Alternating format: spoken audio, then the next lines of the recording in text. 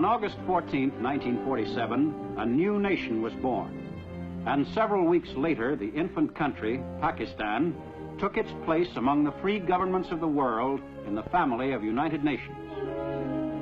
Carved out of the subcontinent of India, Pakistan ranks 5th in population among the countries of the world. Its land area is split into 2 non-contiguous geographical units in the eastern and western sections of what had been Britain's Indian Empire. For thousands of years, even before the time of Alexander the Great, the Khyber Pass has been the traditional gateway to the subcontinent. Today, this ancient route of the invader leads to the border of the free nation of Pakistan. Centuries before the birth of Christ, the Khyber Pass was one of the most important trade routes between Central Asia and India. Caravans still traverse the passage in much the same manner as they did 2,000 years ago.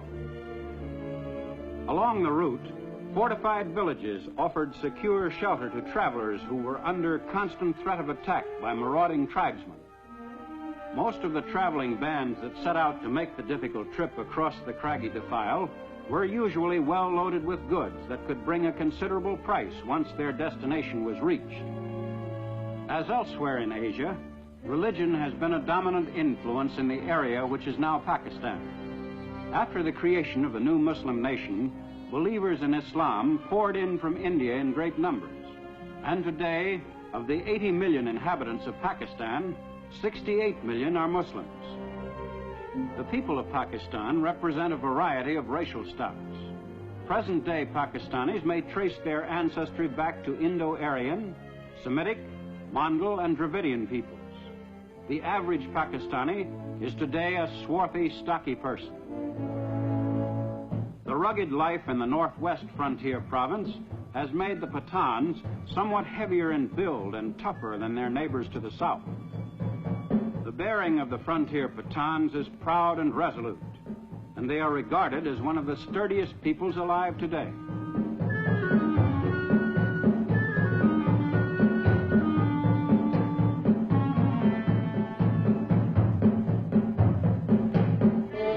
But throughout most of Pakistan, the people lead a less vigorous life. The great majority of Pakistanis live in rural areas. Their daily pattern of existence varies little from the life of their ancestors on the same land generations ago.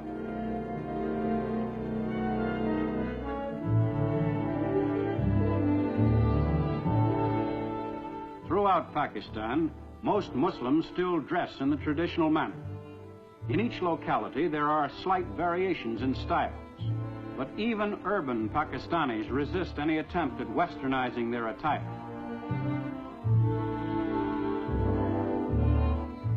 Some women still cover themselves from sight with the ancient burqa.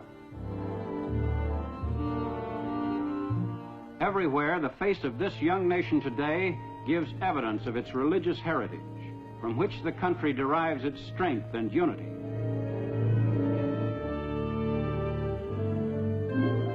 But the 20th century has made its mark on Pakistan. Karachi Airport, one of the largest airfields in Asia, is a regular stop on the airline schedules of 7 nations.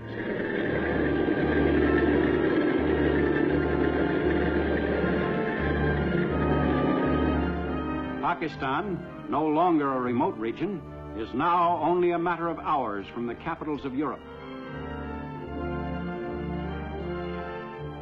The effects of this link with the world at large are most noticeable in the streets of Karachi, capital city of the young nation.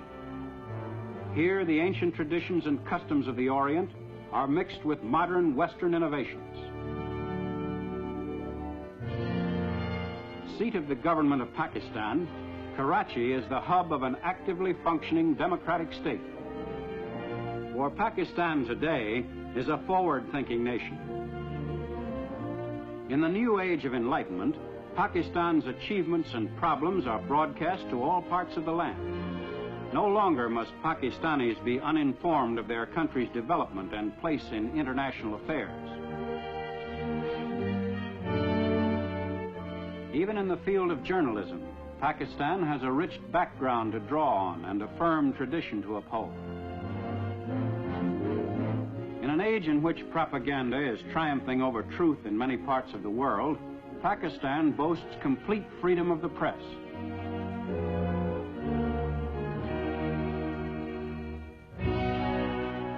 But these freedoms have not been easy to achieve.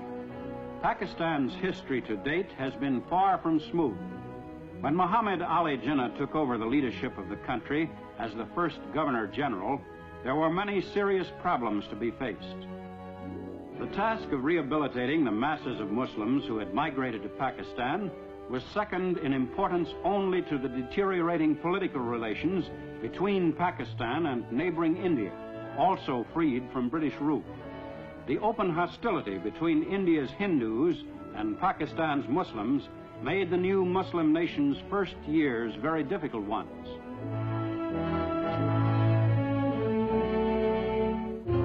Most vital problem for Pakistan's leader was the defense of the country's borders.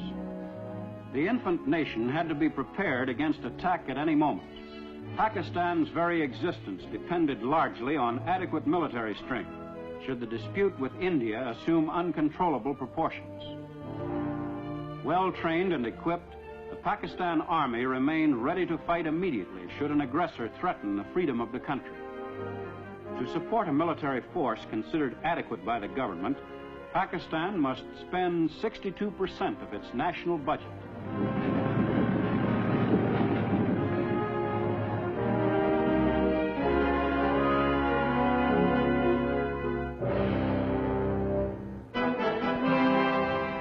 To keep its army well schooled in techniques of modern warfare, Pakistan has retained the services of a number of senior British Army officers.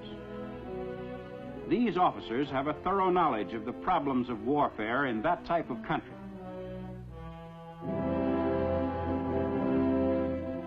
As a second line of defense, Pakistan has encouraged voluntary enlistments in its National Guard, equipped and trained under the supervision of the Pakistan Regular Army.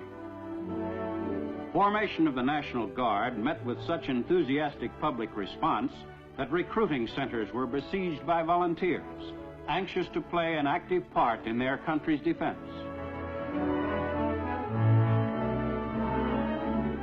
A women's branch of the National Guard was also formed, to be put into service in case of a national emergency. Volunteers in these units perform their military duties with determination and spirit. The chief dispute between Pakistan and India has centered on the Principality of Kashmir in the north. Famed for its beauty and bracing climate, Kashmir has long been the leading resort area of the Indian subcontinent.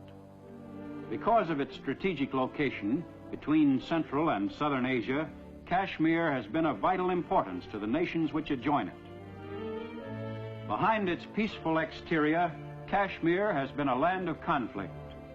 With partition, its Muslim majority was determined to join Pakistan, while its Hindu government acceded to India.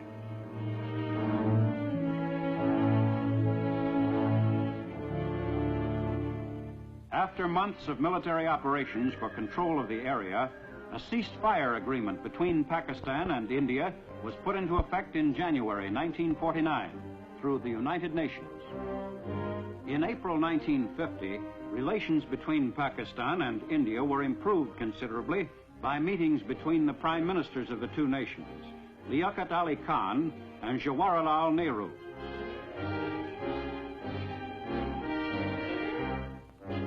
Disputes over the disposition of territory are not the only perplexing questions.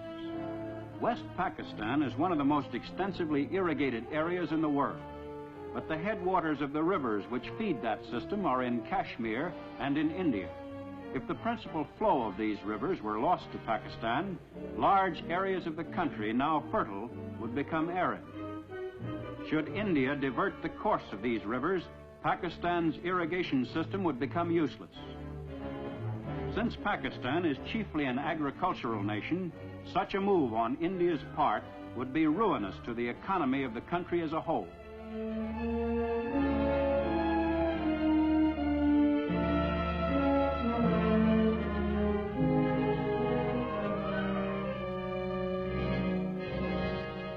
Farming is the main occupation of the Pakistani. About 90% of the people are engaged in cultivation of the land or in animal breeding. Pakistan's farmers, most of whom own the land they work, are now being advised by the government on modern techniques, but in general, they still use time-honored methods and ancient implements.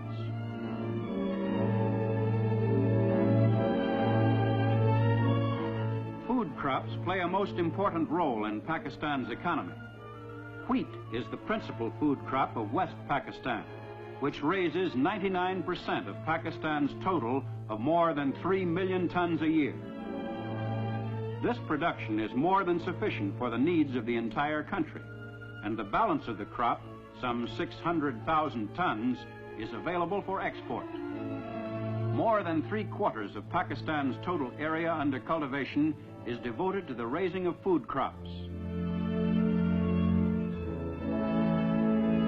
Most of Pakistan's 80 million people live in villages which range in size from a population of a few hundred to several thousand.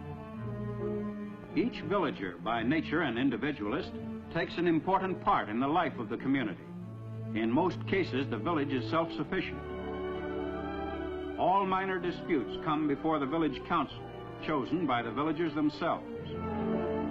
The council selects a headman from among the group, and when a puzzling local problem must be settled, the council meets in open session. A villager may accuse a neighbor of grazing cattle on his land, and the defendant must explain his side of the case to the council.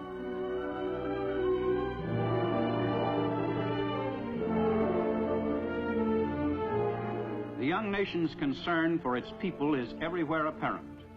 In the smallest villages, schoolmasters are at work combating illiteracy, teaching the children the fundamentals of the Urdu language. For Pakistan is determined that future generations shall be educated to assume the responsibilities of citizenship.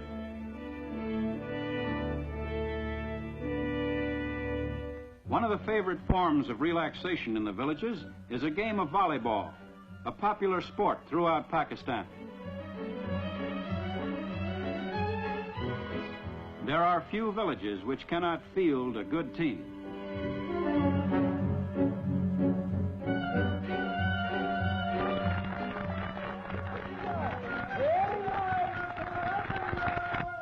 And once the chores of the day are finished, the villagers can enjoy the tunes of itinerant musicians who roam the countryside, entertaining the people who work the soil.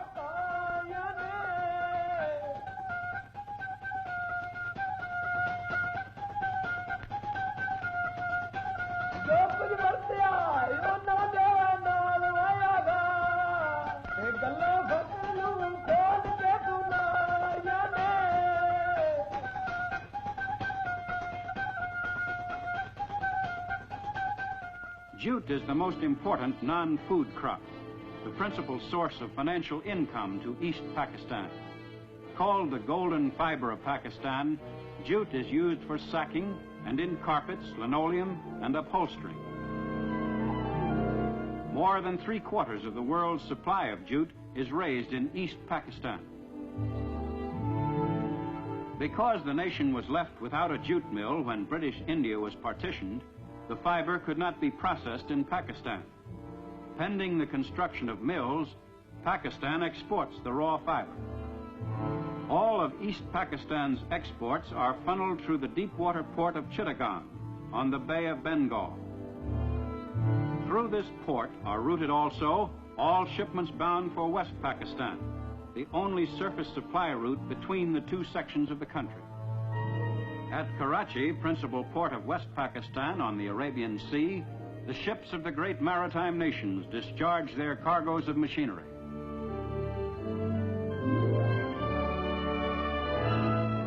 Pakistan is one of the few countries of Asia which have a favorable balance of trade with the hard money nations of the world. For despite the large quantities of machinery and other goods entering the country, Pakistan's exportable surplus of jute, cotton, wheat, and other products more than offsets the value of its imports. Transportation facilities to the interior are being improved steadily. Track trains like the Pak Mail Express link the major cities of Karachi, Lahore, and Peshawar.